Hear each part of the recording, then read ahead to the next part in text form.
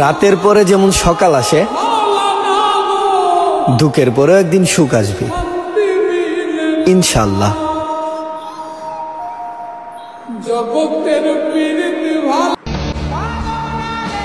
নারীর কখনো শখের পুরুষ হয় না, কারণ তারা একজনকে স্বপ্ন দেখায় আর অন্যজনকে নিয়ে স্বপ্ন পূরণ করে।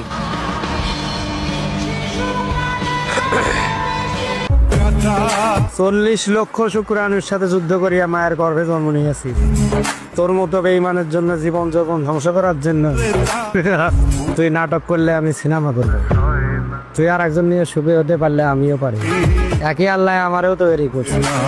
ভালো না লাগলে সব দূরে গেম।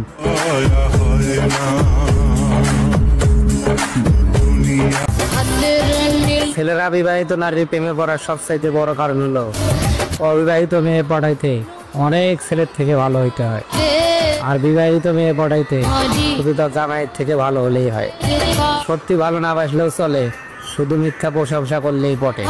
মজার ব্যাপার হচ্ছে বিবাহিত নারীরা ট্রেনিং প্রাপ্ত, যদি অ্যাক্সিডেন্টও হয়ে যায় সব দায়িত্ব বাড়িয়ে না। ধন্যবাদ।